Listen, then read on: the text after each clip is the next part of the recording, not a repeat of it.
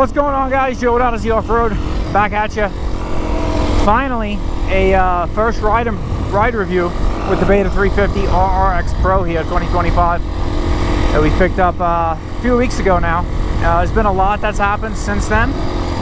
We'll go over that at the end of the video. I had a couple warranty issues, small things, nothing major, and I made a couple of tweaks to the bike, couple modifications. One of them you can see already is the handguards.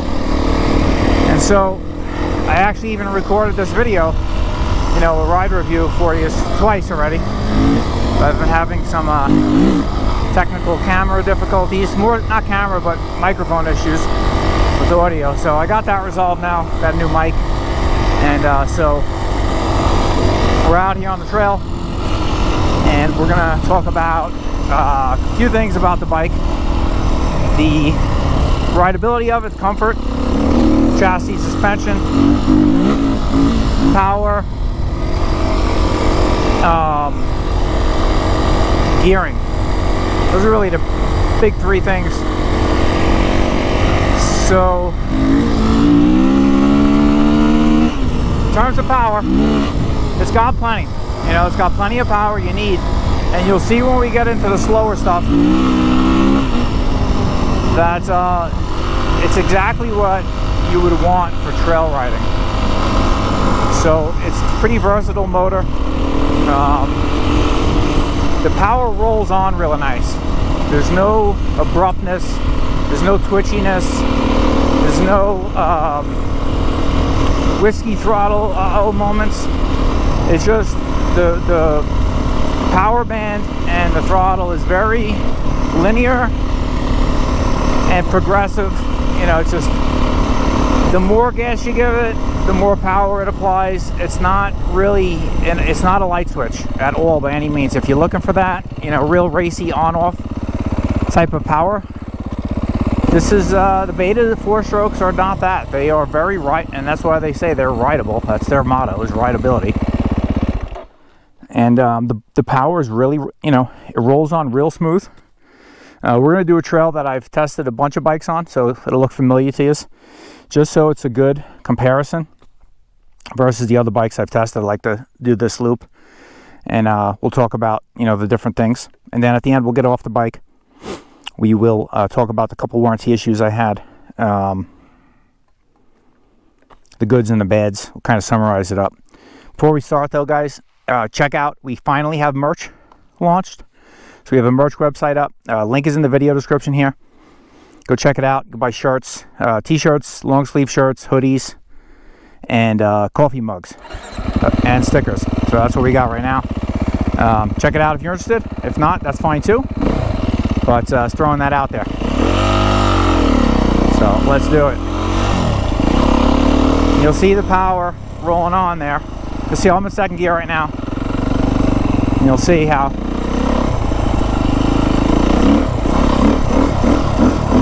like I can just, but it's not herky-jerky, you know. Really rolls in nice.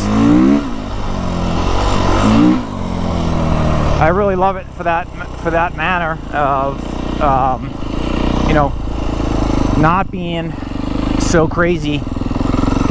And you know, when you get into stuff where, like, especially an unfamiliar trail, and you're like, you know, you don't really know what's ahead. You kind of want to pick your way through things slow, depending on your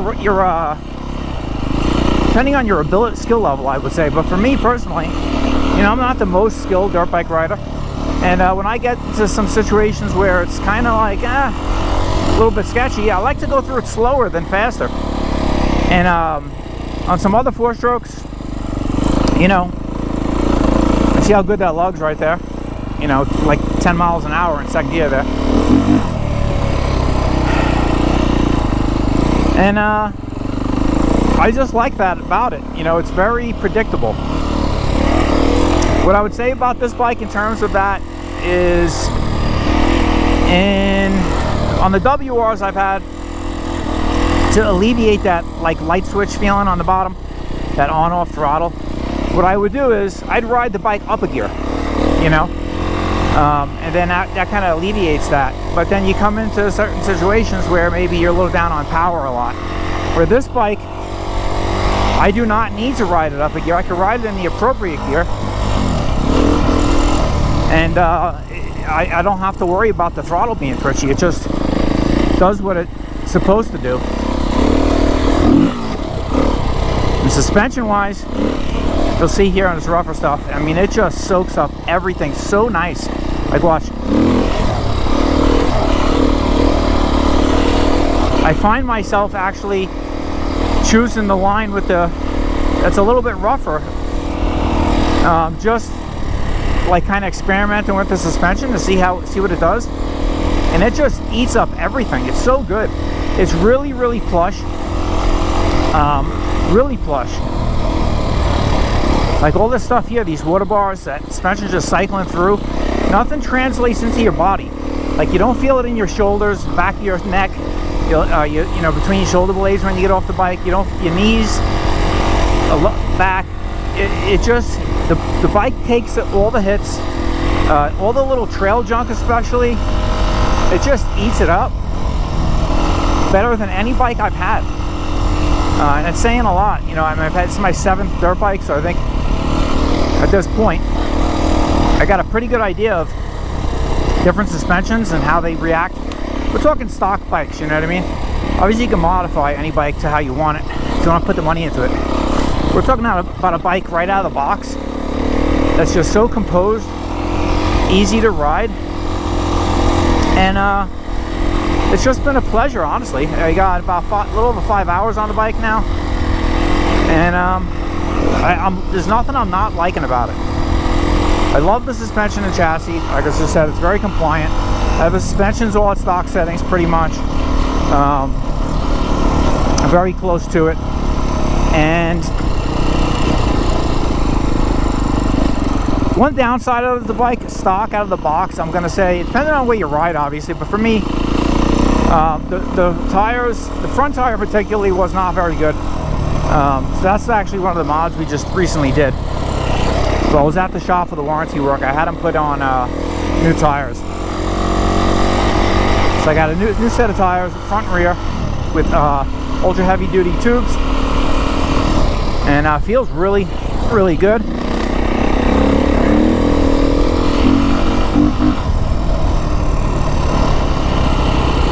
You'll see I think I'm in 4th gear right now, and you see how good the bike just lugs. You don't, I mean, the shifter and the clutch lever could fall off of this bike and you can make it through the trail almost. It's that good.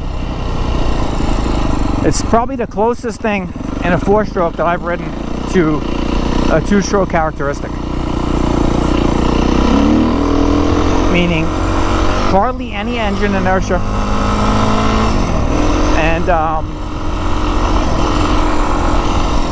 and it lugs really well without needing a ton of clutch.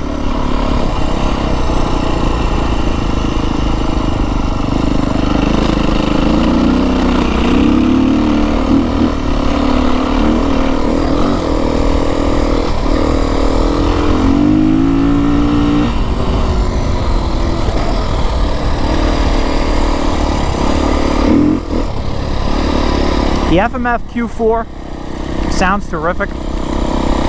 It's got just enough bark and enough sound to make it sound good, but it's not overbearingly loud where you're like, oh my god, I can't take, you know, riding the bike anymore because it's so constant droning in your ear the whole time you're riding. It's just the right amount of sound.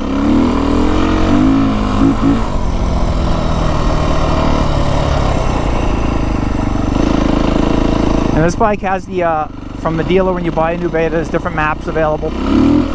This bike has the open map. That's the Beta open map installed on it with the FMF slip-on, and it runs pretty flawless, I gotta tell you.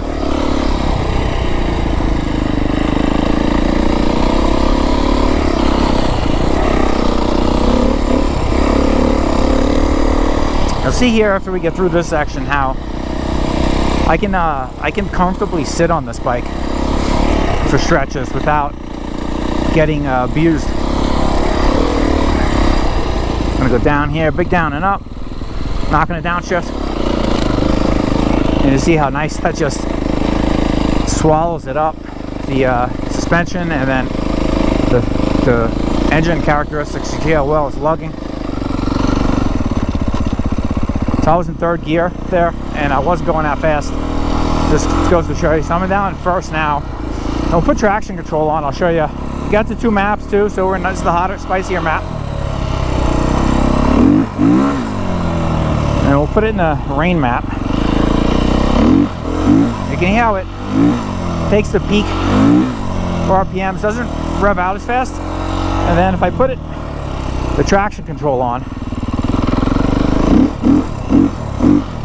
you'll feel it.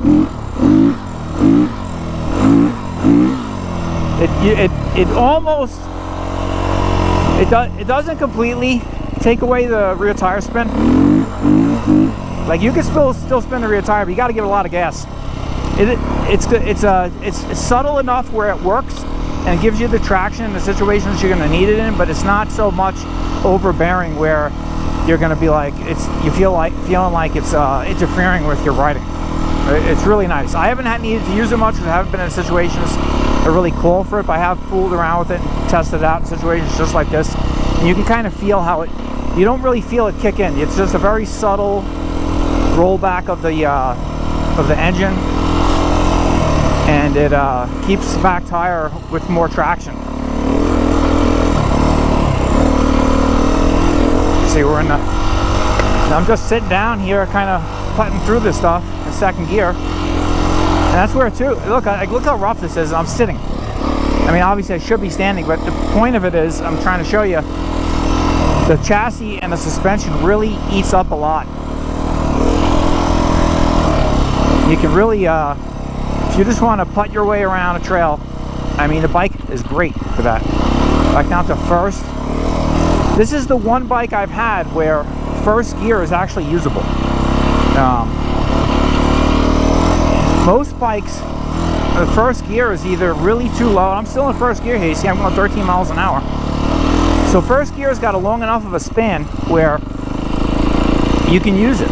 All too often, I found that first gear is almost unusable. Almost unusable to the point because you're in first gear and the bike is either so snappy because the gearing is so low in first, and then you come up to second where sometimes you feel almost like the gearing needs to be a little lower. I feel like the gearing on this bike is just spot on. Like, you can use first gear for the situations where you think first gear is called for, and it'll do it. And then you can click it up into second and even slow down quite a bit and not need to downshift because the engine characteristics and the luggability of it. You can see how slow we're going here. And 13 miles an hour in second gear, I'll switch it off traction control and put it back into the hotter map. You see how much it comes alive, but you really got to give it the gas to get it there. It's not just going to be, you know, some bikes 1/8 throttle, 1/4 throttle, and it feels like it's, you know, wants to throw you off the bike and rip your arms off like that. This bike does not do that. Does not have that characteristic. So we'll click it up into third here and we'll cruise through this section.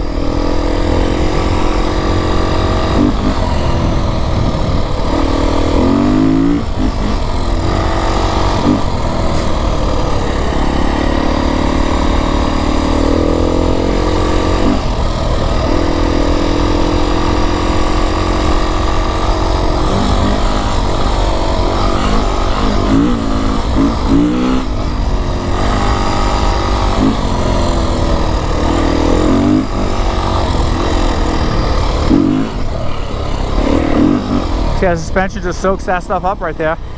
It's terrific.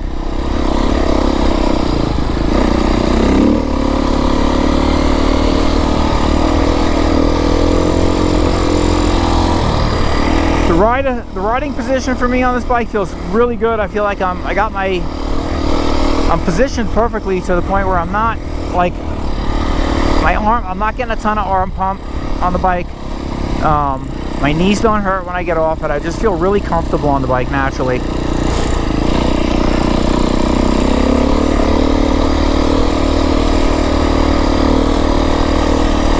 And I'm about 5'6", 5'7", somewhere in between there. for frame of reference. So, you know, if you're taller, maybe you want a higher bar or bar risers or something, but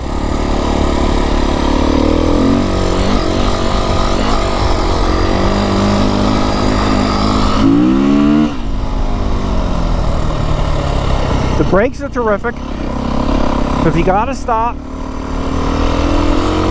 or slow down quick, you don't have to worry about them locking up. So, you know, I might pick up in the fourth gear actually.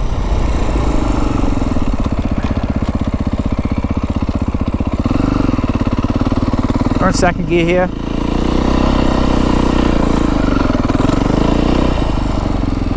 And the brakes are really good. They're Nissin brakes, and they got a really good stopping power in the sense that you don't really need to smash on them to get them to brake, but they're not going to lock up too quick on you. Like, they feel less grabby than the Nissin brakes did in my previous Beta and on my Yamaha. I don't know, they feel really good on this bike. From what I understand, they updated or upgraded the rear master cylinder and caliper, so it might have something to do with it. But the front brake feels less grabby to me. It feels really progressive, which is kind of what you want. You kind of don't want it to lock up too quick. Feels really good. The clutch is Brembo hydraulic, and that feels really nice. It's buttery smooth. You know, you can 1 or 2 finger the clutch easy. Go down this big washout here. We'll take the harbor section.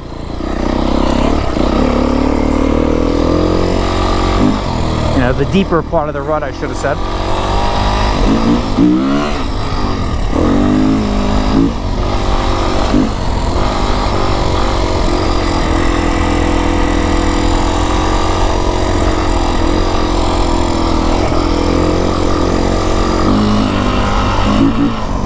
I get a lot of questions about why I chose the 350 over the 390, because I think that's a highly touted bike from Betas, the 390. You know, people are like 300 two-stroke territory. A lot of people say the 390 is the 4-stroke that's most like a 300 two-stroke. Now, I don't personally have any experience on a 390. My friend Mike does. He has a 350 now, and he's not happy with the 350. He's very pleased with it, so that says a lot to me. I wasn't sure when I bought it, and I'll do a whole separate video talking about that, but I just wanted to kind of bring it up, mention it, because I do get that question a lot, and I want to get a little more time on this, and then we'll discuss that stuff in a later video. You know, why I chose this bike over the others. And I think, if I remember correctly, this is a dead end. Some cattle down here. But you see how nice this bike is, just picking your way through. Going slow? Oh, sorry there, mama. You stay right there. She's all by herself tonight. Alright. Oh, there's some more back there. I was wondering why she was all alone. She got some friends back there in the corral. So, but you see how nice this is? I'm in second gear, and I'm not even clutching it. I'm going 9 miles an hour. I'm just, it's not flat, it's not smooth. I'm just kind of, you know, picking my way through. It's really, really rideable, the bike. And that's really what I like about it. And I can roll into the throttle, click it up in the third.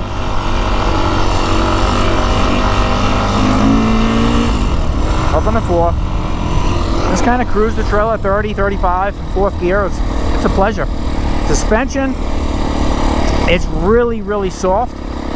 But for a mid-pace rider, 35 miles an hour, you know, on the rougher trails, it does just fine. I haven't bottomed it out or anything like that yet. I have used most of the suspension travel, which is a good thing. You know, you want to use most of your suspension and not bottom it out to get the most comfort out of it. And that seems to be just exactly what it's doing. It's using the travel, but it's not really hitting. I haven't felt it bottom out or hit hard. Look, I'm still in fourth gear, and I was going 21 up that. It's just terrific. It's a terrific bike. I think if you're looking to buy one of these, you really can't go wrong, to be honest. It's just really that good.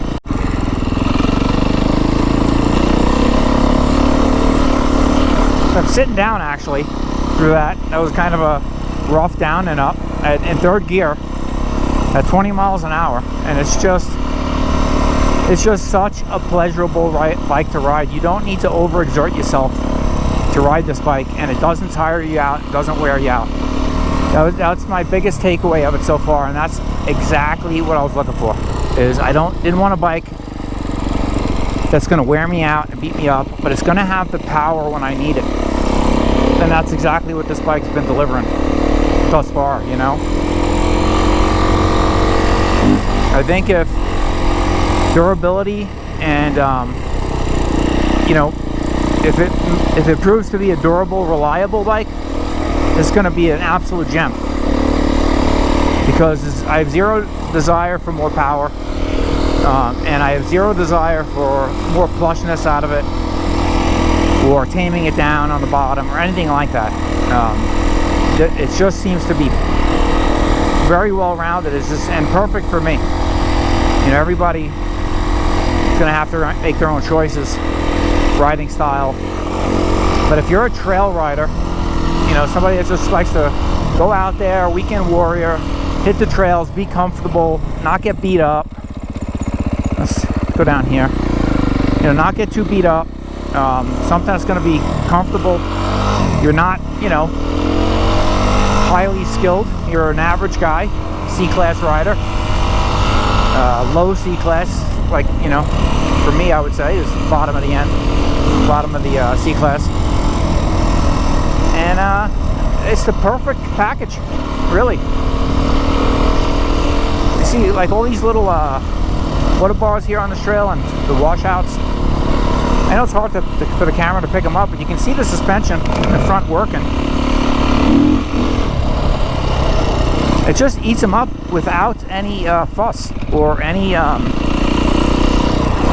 the bike never gets out of sorts. It just swallows up what you throw at it and keeps moving, keeps traction. There's a really big washout here. It was, but I went out around to the right. But you see, like, you come up on a trail and you hit something like that, you don't really see it, it blends in. You want a suspension that's going to eat that without it bouncing you off. And that's what I found this thing really is good at. It'll just swallow up that stuff, and it won't then, like, it doesn't deflect. It doesn't bounce you off everything.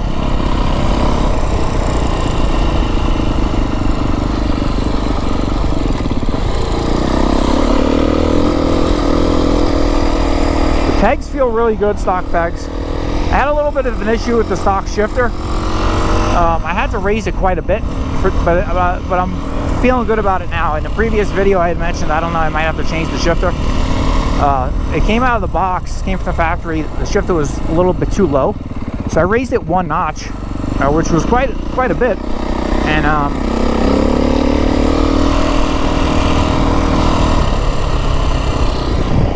is that guy all right? Let me check on this guy. All right, he says he's good. So I just seen him holding a looked like a rag around his hand. I wasn't sure if something happened. I mean, you could be out here hiking or something, fall, get bit by a snake. And if he got bit by a rattlesnake and he's out here walking, he might have no arm left by the time he got his to a hospital. So it's always good to check on people out there when they're alone. Obviously, you got to be cautious of weirdos and threats. You know, you never know these days. But I always ask people. Anyway, back to the bike. It's just perfect, man. I'm loving it. I'm really digging it. Like I said, it doesn't get out of sorts. Really comfortable. Suspension swells. Everything like that. The gearing is really good. The motor characteristics are awesome. You can go fast, you can go really slow, whatever you want, whatever your flavor is, it'll do. And that's what I like about the versatility. All too often bikes are either really good at going fast, or they're good at going slow, and then when the speed picks up, they're not so good. This bike seems to be able to do everything.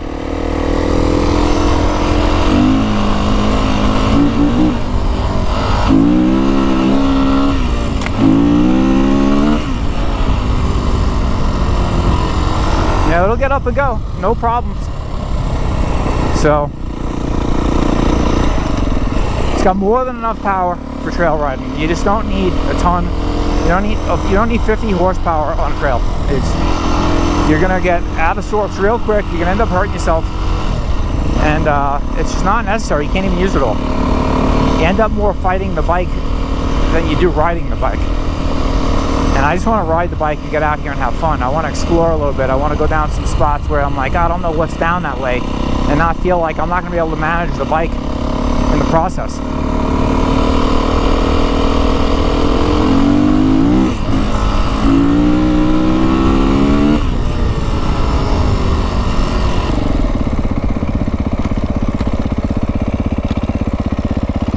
I was in 4th gear there, so you guys are aware.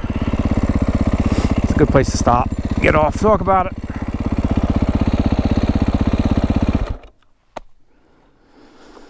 $121 miles on the girl so far.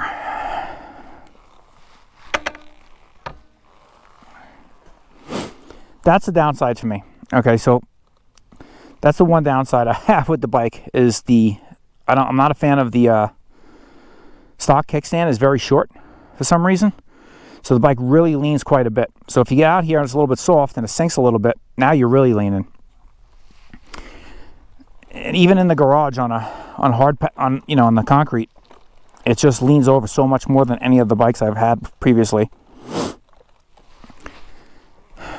So you'll see she's pretty dirty. We've had a lot of rain here lately, and the bike has not had a bath yet. At all. I haven't washed it. I degreased the motor after I changed the oil the first time, but other than that, the rest of the bike hasn't been washed. So she's gonna get a good bath today, and then probably what I may do, I'm not sure yet, I may check the valves on it. It's one thing that's kind of weird. The Beta 4-strokes, they recommend a valve check at like the first 3 or 5 hours or something like that for the first valve check. Now, a lot of people say they don't ever check their valves, and they have never checked their valves, and they got 200 hours on the bike, and they're good. I don't know. The dealer told me they see, it's like 50-50. Half the bikes need a valve adjustment at the first one, and then they're good for a long time after that. And a lot of them don't. Usually, for me, I've just been able to tell based on, how the motor sounds, or how it starts and hot starts. It's having a hard time starting up. Usually the valves are tight. So I don't know. It seems fine, but I may, for just peace of mind, do an initial valve check. It's a shim and bucket design, so you do have to take the tank off and the shrouds, and then you have to take the valve cover off, and then the cam, the two cam. It's got dual overhead cams, so you can take the retainers off that hold down. Once you get the timing, adjust that top to the center, and you check your valve lash. If you have to make an adjustment, you have to take the braces off that hold down the cams, pull your cams out, and change the shims, and then put the cams back down and lined up on the chain properly. There's a couple good videos out there on how to do it that I found. It seems fairly easy. It's got to take your time. If I do it, I don't think I'll do a video on it. It'll be my first time doing it, so I don't want to mislead anybody to do it the wrong way. So I've actually never done a valve check on a shim style valves. I've only ever done them on the ones that have the adjusters on them, like in the Yamahas. My Yamaha ATVs I've had. So we'll see how that goes. Maybe we'll do something on it, but I'm not 100% sure if I'm going to check them yet. The bike seems good. It sounds good. Starts up good. So we'll see how it goes. In terms of the tires, you'll see. Got the new tires on it. I went with the Bridgestone Battlecross tires. So I got an X31 up front and an X40 in the rear. And the X31 up front is a 90-121 in size. So it's got a little bit more of a sidewall, and so gives it some good, pinch flat protection. You'll see the 90, 100, 21. And then I got the ultra heavy duty tubes inside it. They're Bike Master ultra heavy duty tubes, I believe. And so that should be good for out here in the desert. Let's see, you'll see Battlecross X31F, F for front. And in the rear here, the Bridgestone Battlecross X40. The X40 has a block-in-block style tread design. So you have a block inside of a block. So you get a little bit of more bite with them, supposedly, like that, on rock surfaces and stuff like that. So they're supposed to be good, really good versatile tire, which is what I wanted, something versatile. Because I'm going to do various different terrains, and I'm not going to have a spare wheel for, you know, rocky enduro stuff and different tire for desert setup. I just one tire, you know, that's going to do kind of pretty decent in everything. And this is supposed to. Well, this is a very popular tire setup for out here in the desert for a lot of guys. So it must be good if a lot of guys are running it in the area. That's always a good way to check to see if you're choosing a good tire, is what a lot of people run in your area. They ride similar terrain. And this is a very popular option, the Bridgestone Battlecross X40 rear, X31 front. And this here in the rear is a 110 118. This is actually the only size they sell for the 18-inch rim. So if you're looking to do the 120 or something like that, you're going to need to choose something different. But this 110 118 measures very similar to the stock 140/80 that was on there. The stock Maxxis Max Enduro tire is a 140/80 18, and this measures very similarly. So much better tread design though for out here and multi-purpose situations. The other thing you'll see we did, which I mentioned in the beginning, is the handguards. And these are the Beta branded, so you can get them from Beta, but they're the Cycra Ultra Pro Bends. So they're the same as any Cycra Ultra Pro Bend in various colors. These just have the Beta logoing on them. You know, I have the upper shields installed. They go on well. They fit these bars really good. And while they were off, you'll know if you're familiar with Betas, if you had a few of them, and you keep the stock grips, you'll know the left grip, they don't glue them on, so it always seems to twist a little bit on the bar and move. So it was a good opportunity. When I was doing the handguards, you got to cut the end of the grip anyway. So I slid it off, you know, cut the opening on the end of the grip, and then I used some ODI grip glue, twisted it back on, got it set where I wanted it. And now she's locked on good and doesn't move. So the stock grips are actually pretty decent on this bike, which is actually something that's usually not the case on stock bike. You know, stock grips on most bikes, aside from the Husky and the KTMs, they come with the ODIs, which are really nice, soft compound. But like the Japanese bikes, the grips on those bikes from the factory tend to really kill your hands. They're more meant for durability and lasting a long time than they are for comfort. So you'll see the FMF Q4, and that's, as you can hear by the video, sounds really good. Not overbearing though. So the two warranty issues, well, we had 3 warranty issues. To start off, first day I got the bike, you guys will remember, if you watched the video when I first brought it home, it started raining. So we had some rain. Trail was really wet. I went out to just kind of do a little bit of a break-in on it the next day. And I stopped to take a break, something like this. And I noticed the headlight lens was foggy. So I was like, well, that's weird. Must be moisture in it, obviously. So I looked and looked and looked. There's no cracks. And as I looked further, the reflector part, the backside on the inside there, right at the bottom, there was a hairline crack. So right then and there, I took my phone out. I snapped some photos. I emailed the dealer. I said, hey, just took the bike out for the first time. You know, headlights fogging up. I found looks like to be a hairline crack on the inside. They sent it to Beta. Beta said no problem, warranted it. Sent out a replacement headlight, you know, next business day. So that was awesome. I broke the bike in a little bit. I had noticed that the countershaft behind the front sprocket was a little damp under the bottom, and there's a bolt at the bottom of the engine over here, and it was, you'll see now, there's nothing on my finger, but it was getting oil on it. And I was like, well, that's strange. I wonder where it's coming from. So initially, when you first get a new bike, a lot of times you'll find a little bit of seepage in places. And a lot of that is because they grease things when they put it together, and it's a brand new bike, brand new ATV, whatever it is. And the first time you ride it, all that stuff starts melting and dripping off. And so it's hard to tell sometimes if you really got a leak or not when you first get something new, or it's just residual from the build process, right, and the shipping. So I changed the oil. I degreased the motor, hosed it all off, made it spotless clean. Took it out on another ride that Friday. So now it would have been a week that I had the bike. Took it out on a ride and noticed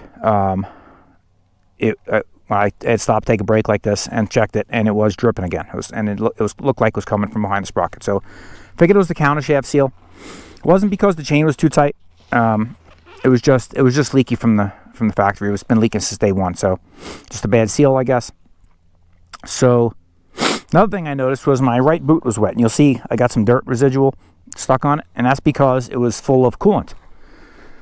It was spraying on it. So when I went over to this side of the motor, there was the coolant, stock coolant is pink, and it was dried up. There was, from coming down from here, you can see spots of it drying up and splattered over here on the side of the engine case. Then it was hitting my boot and stuff. So I assumed, and this is why you should never assume, I assumed incorrectly that, so these bikes have a plastic thermostat housing right where this hose goes to, and that one comes up. In there's a plastic housing that houses a thermostat.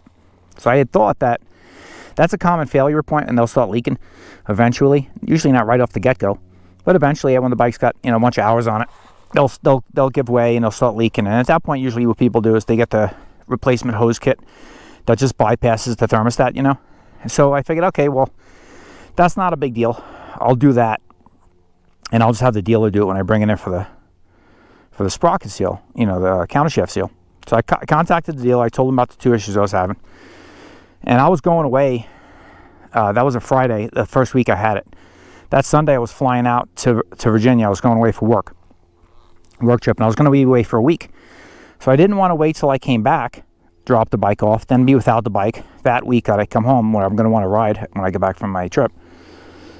And so I contacted the dealer. It was kind of last minute, and I said, hey, this is huge shout out to Manic Moto for doing this for me, customer service wise. I said, hey, these are the two issues I'm having. I got 2 leaks. I'm going away on a work trip. I'm flying out tomorrow. Can I drop the bike off tonight before he's closed? And then you guys can see if you could take care of it for me while you got it. And they said, absolutely no problem. Drop it off. We'll take care of you. So I dropped the bike off to them. And while I was there, I had them price me the tires and the tubes. So they did that. Originally what I was going to do was I said, look, whatever the cost is going to be for the hose kit, I'll just do that rather than replacing under warranty the thermostat housing, because eventually it'll happen again. And they said, okay, no problem. So they priced me out the hose kit. They were going to do that while they had it to fix the coolant leak, rather than what we thought was a warranty issue with the thermostat housing. While I was gone, they said, hey, good news. It wasn't the thermostat housing. It was just, I think it was just like a pinhole in the hose, or a bad clamp, like from the hose that goes to the engine, the small hose. So they cut the hose, put a new clamp on it, and the leak was fixed. So at that point I was like, well, don't worry about the hose kit, spend the money on it right now. It's not necessary. I was spending the money on the tires, so save me a couple bucks for a while. If it's not needed. And then the countershaft seal, they did find leaking, and Beta warranted that. It was done. So they had the bike ready for me on Thursday, after I had dropped it off the previous Friday night. And but I was out of town. I didn't get back to that weekend, so I picked it up this past Tuesday when I got back last week, and I picked it up Tuesday. I've been out here on it twice, and it's been perfect. So while I was there too, the headlight had come in already, so they just swapped that out for me. And that's it, man. So warranty-wise, been great. Couple small issues, It's going to happen sometimes on new bikes, on new anything. You're going to sometimes get some little weird things. And if that's the worst of it, man, that's not that big a deal. You know, if you have a company that's going to stand behind the product, Beta did. They took care of it, no questions asked. Everything was fixed. Customer service at the dealership was great. And that's really all you can ask for when you buy something. You know, you just never know these days. Anything can come and have a problem. You know, they mass produce a lot of the stuff.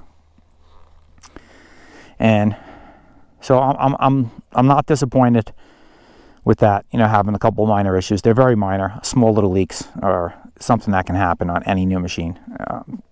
And it's been taken care of. So knock on wood, will be good moving forward. Obviously, if anything arises, I'll bring it up to you guys and let you know, and how she is moving forward. But for right now, man, I'm giving the bike 2 thumbs up. As you can see, it's pretty versatile. Once we get it into some single track and some more rougher terrain, which we are going to schedule a ride with my buddy Scott and Mike up north in the Phoenix area, we will obviously get some more footage for you then, showing you the bike in different terrains. But for now, 2 thumbs up. Great bike. Again, if you have questions about the Beta, leave them in the comment section below. Love hearing from you guys. Check out the merch we got. The affiliate links help support the channel. And then, you know, when you guys leave comments too, that's how a lot of times I get ideas for videos. If I get a few people asking the same question, or something seems like a topic that people are interested in, I'll do a video on it. So leave your comments. I read every single one of them, and I try to respond to almost everybody, as you guys probably can tell if you've commented before. Unless you're a knucklehead, you know, I just tend to ignore you. But if you leave a good comment, and most of you do, I try to answer everybody. So it's just I love that's the whole thing. Reason I love the YouTube thing is it's the community and all that stuff, and you get a lot of good feedback. You learn from other people. So hope you guys learned something here. Again, this is Joe with Odyssey Off-Road. Thanks for supporting the channel. Check out the links in the video description to support it further if you're interested. And we'll see you guys on the next one. I'm going to go out and get some more miles under the belt with the bike and enjoy this beautiful Sunday. And I hope you guys are too. We'll see you on the next video.